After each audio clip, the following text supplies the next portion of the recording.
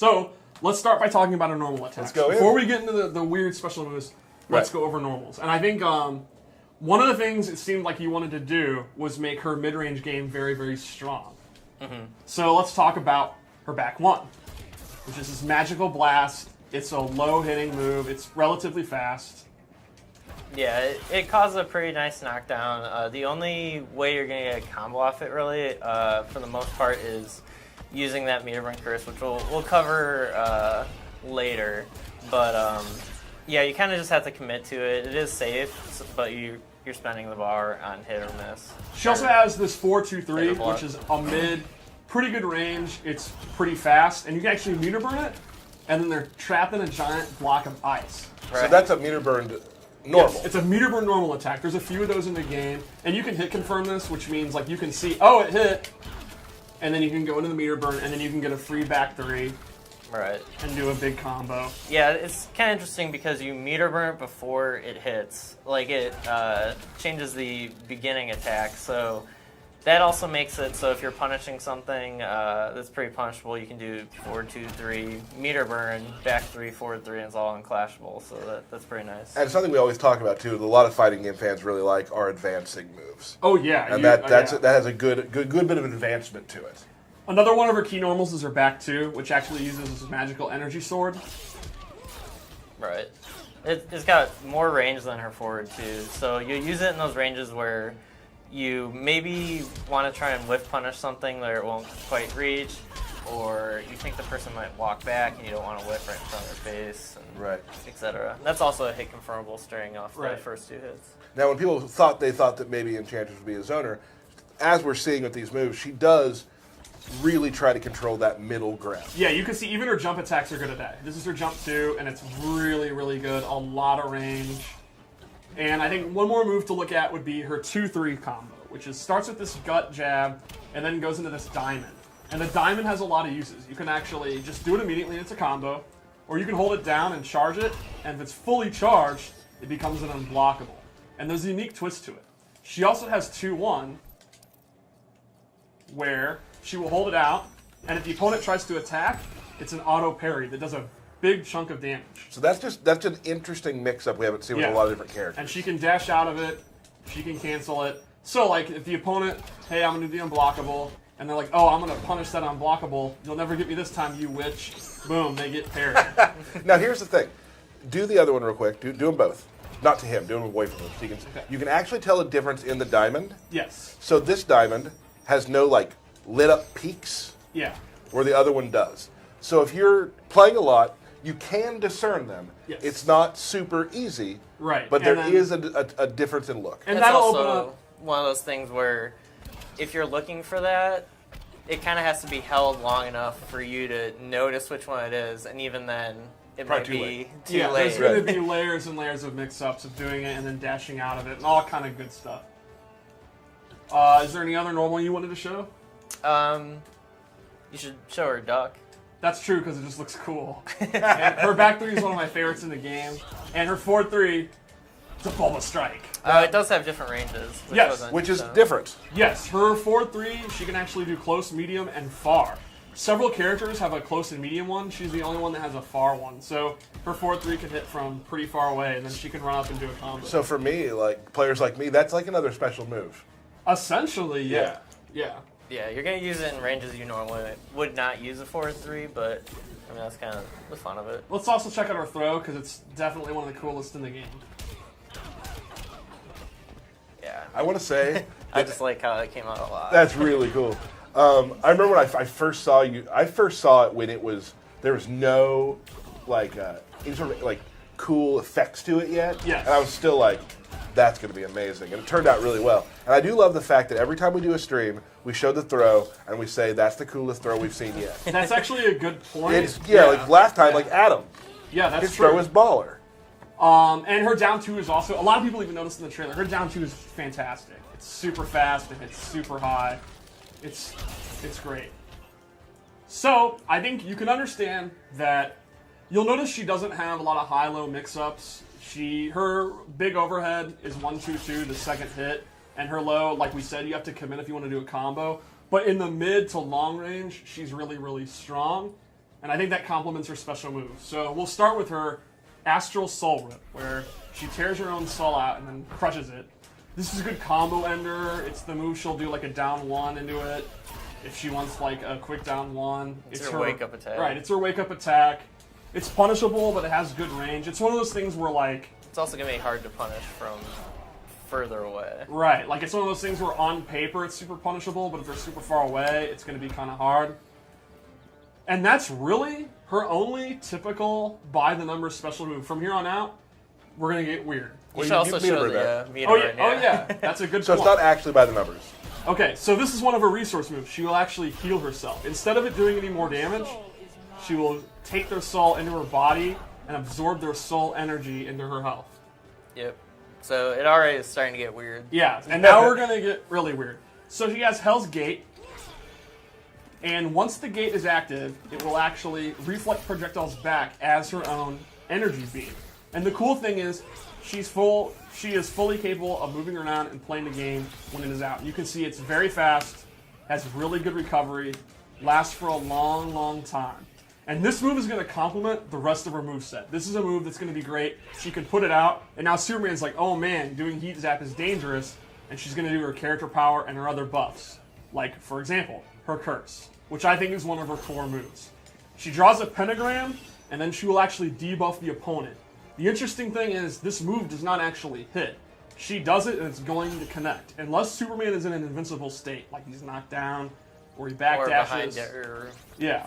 If she's able to point, he is cursed. Now, Can you block it?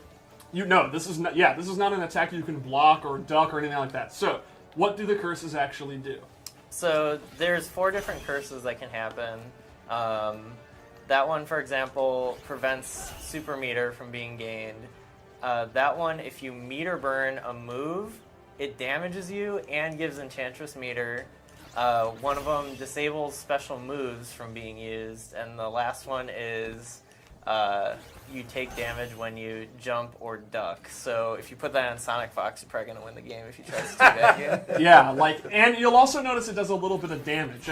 At first you're thinking, oh, it's like 3%, who cares? But that's the beauty of Enchantress. She's going to put the wall up, and then she's going to do a curse. She's going to put the wall up, she'll put her character power, which we'll show later, and she's going to do a curse. And then you try to get in, because you don't want to deal with a curse, and that's when she starts hitting her with a long range. Now, does the curse stack? You keep refreshing the same one. If you curse someone and curse them before it's up, it just reapplies the same curse, so you don't get a reroll or anything. But does it increase damage, or does it? It still does that 3% or whatever Yeah. damage. So, for example, if you get special move disable curse, and you're against a zoner, you can keep doing that, and you're like, hey, you gotta come to me. Yeah, yeah. You'll notice from full screen, she doesn't have that much of a presence in terms of like a projectile or like teleporting and like that. But you have to come to her because this is going to add up. Yeah, that's the special move disable one right there. So real quick, so I just want to talk about chat, because chat is fun for me to talk about. Okay. One person said, finally, a true anti-zoner. The next thing underneath it is, okay. Oh, a zoner. Yeah, she's Well, not... I mean... It's just funny how they're... Yeah. Maybe against another melee character you'll see her do stuff like that, but... She checks a lot of boxes. This curse, if you do it, you'll see it takes quite a while to happen. You're not going to be using it too much for there's a trick to it. When you meter burn it, she can actually meter burn it at almost any point in it. Right. She'll actually... That's one of the interesting things, too. If, and then say, for example, you're cursing kind of far away, I'm like, uh-oh, I want to stop her. And, boom. Yeah. And then you get... That's your main combo starter. So that's both a combo star and kind of a trap move. So it turns it into a wall bounce, which I really love. It's one of the few moves in the game that's not a physical hit at all, and yet when you meter burn it, it becomes one of her best physical hits. So now let's talk about her mana shield. When this is active, instead of taking damage from her health bar, if I am hit, I will actually take the damage through her super meter. So check out her super meter. I think, did you change it off for refill? Yeah. Alright, so now, if I'm hit, you can see it's actually draining her super meter. This is an awesome, really interesting meta-shifting move. And that doesn't. She takes no damage there. She will take no damage while she has it active and while she has super meter to take. So we're looking at a tournament Yes. End of the game. Enchantress her life bar is flashing. And she has made the decision, hey, instead of clashing or using my super, I'm going to hoard this meter. She activates it. She can be hit. It's not like you gain armor, but she will not take the damage from her life bar. And that's going to allow her to take more risks, to be more crazy, and it's a huge lifesaver. We have had matches in the lab where it's like, why won't you die? And she just won't die.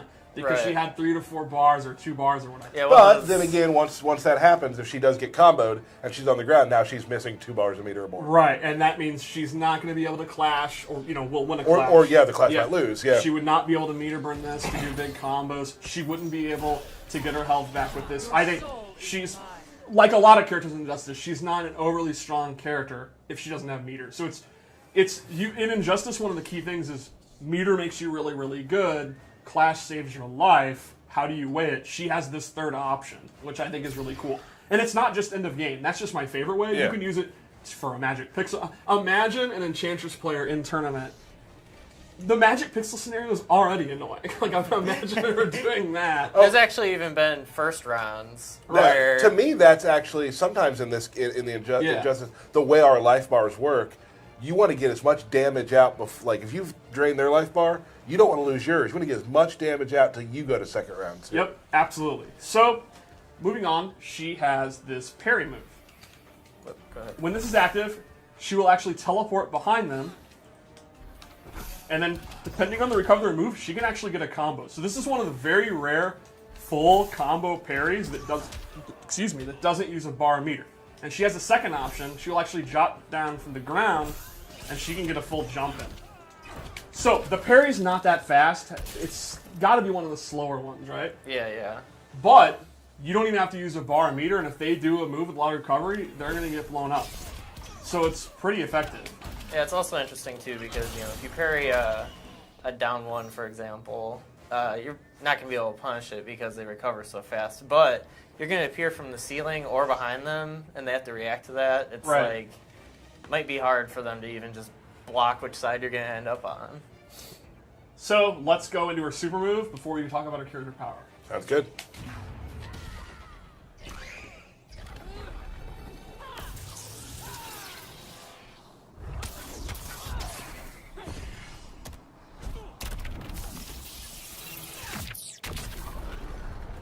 Awesome. Man, Superman got beat up by his own soul. Well, he's weak to magic. Right, so. that's canon. Oh, all man. Kryptonians. Which means an answer to Supergirl, finally. Right. Right, Enchantress. Yeah. All right, so her character power is super interesting. She actually summons a demon, the Lord Zabulba. Now, Zabulba acts on his own. I'm not controlling him. Once I summon him, Zabulba is going to go forward and follow the opponent, and eventually he's going to do this big overhead. The explosion also acts as a hit, so you can see it's 2 hits. So if he tries to armor it, he's going to get blown up, like literally blown up by that hellfire. But Zabulba has a few commands of his own. I can actually stop him. And now, if Superman tries to walk forward, you can see he's blocked. So this is absolutely awesome for, hey, I'm going to do my curses, I'm going to turn my mana shield on, I'm going to get my wall out. The demon totally complements all the moves we just talked about. And the last one is she can summon him and then blow him up by snapping her fingers and he blows up. So Zabulba, there's going to be all... This is, if you are one of those players that you like your weird corner, unblockable setups, you can go nuts. Like, what are some of the ideas you came up with? Yeah, I mean, there's situations where, you can... standing 2 is a restand move. I don't know if we talked about that. But, yeah, you can go standing 2 into, charging the 3 while Zabulba is in that defensive stance behind you. And you might let it rip and hit them if they try and jump out. Let it rip. Yeah, Beyblade, But, That's not what we were thinking. or if if they just sit there and wait, I'm scared, you hit them with the unblockable and then do the attack and you can get a combo off it. There's lots of crazy stuff. I mean, I'm excited to see what people come up with. Interesting ways to use the demon. Yeah, and like I said, it totally complements her move list. She's one of those characters where once she gets going, she can really steamroll you. Like it's like a snowball rolling downhill. She's got the wall out, she's got the curse out, then she gets mana shield, and she has 2 bars, so you're not even going to hit her. The demon totally starts that. You're like, all right, it's my time now. Mm-hmm. So you want to get on top of this real quick. You want to because like her wake up's fine. Her wake up's it gets the job done. Right.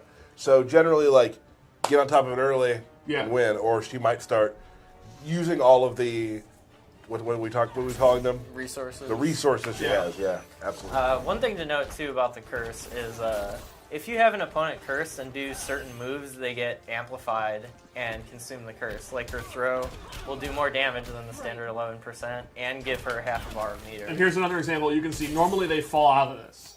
However, if you have the curse up, when it breaks, they will not, and you actually get a restand. So there's another example of setups you can find with that. Oh yeah, plenty of stuff. Yeah, so let's her go hard in the paint a little bit.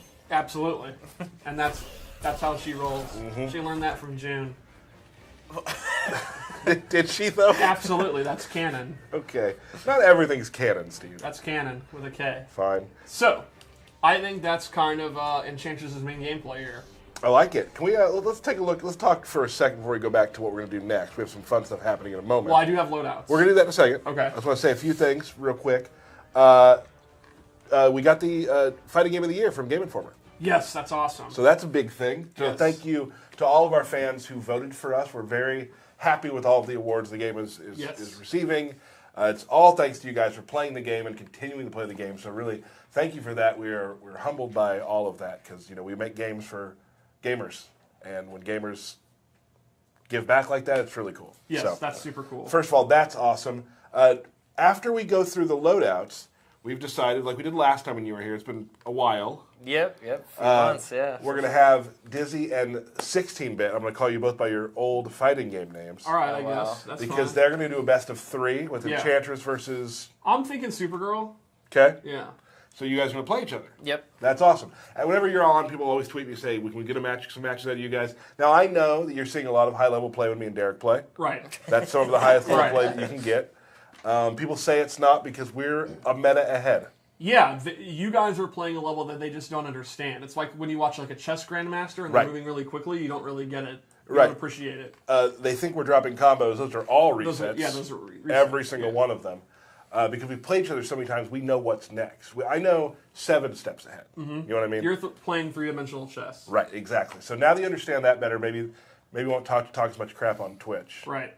Maybe? No. Okay, let's go take a look at these loadouts real quick. All right, so I made 2 loadouts. This one, loadout 2, is my personal favorite. This is what I use. You can see she has her glowing chest piece thing, her leggings, and my favorite part, a lot of people wondered, can you change her magical effects with your shader? Yes, you can. I love this orange color. It changes all of them. Super cool. Alright, so in this loadout, this one changes her character power. She gets magical clones of herself. Only one is real. It's very similar to a move Zatanna had. So if you really like Zatanna's playstyle, I think you're going to like her period, but this is even better. Like, you can really make her like Zatanna. Yeah, that's one of the cool opportunities of the abilities is you can bring back some throwback moves that you might have liked in other games or whatnot. So, yeah. And you can actually choose which of the witches you're controlling. Whoa. And the opponent's going to have to guess which witch is which. I knew, yeah. Burke's not liking that. Also on this loadout, I gave her a meter burn mana shield, where when she is in this bubble, she takes significantly reduced damage. But the main reason I wanted to show it is because the effects are awesome. Look at that. When we went over this yesterday, I didn't see the mirroring that was happening with the Enchantress. That's awesome. Yeah, cool. So she takes less damage inside under the dome. Yeah, under the dome, significantly less damage. So, you're winning in the mid-range, but you'd like an even better boost. You know, this is a match where she's really good in the mid-range. You put that up, then you get to play your game and take less damage when you turn out to be wrong. Very, very strong move. So a move for somebody like me, I shouldn't use that because I'm never wrong. Well, I thought you were about to say you're never winning in the mid-range. Yeah. Don't hype up Burke. I mean, I want you to talk more, but not in situations where it's against me. Yeah, right. All right, so one more loadout. Yeah. All right, I really like this one too. I really like the shader. I like how this one looks a lot. Hype. Oh yeah. All right, the Electrum, I think it looks great. The pants, the cool arm gear, And here, I actually replaced her Demon's Gate with a projectile. She gets this energy wave. It does not last full screen, but you can see it's very slow. It allows you to follow it. And the meter burn is super cool. She'll actually do another wave, and then it becomes bigger. And again, it travels, and she can go behind, so she can kind of do stuff like that, and then use that to buy time to summon the Bulba, and all kind of fun stuff. It also does 2 hits up close as well. Just kinda Oh yeah, I love it because if you go back full screen, just the animation of this is really cool because she goes across, and then the next one is over. Yes. So then it's like it's a cross pattern. So I just think it's a nice attention to detail. Really cool. we were saying before that she's not really a traditional zoner. If that's what you want, if you're, for example, a doctor from Ohio that's been desperately looking for a new zoner, you could equip this move, and here you go. You can play player matches and use this and zone to your heart's content. Really personalizing the stream. Awesome. Cool. Those are great. I think we should probably get into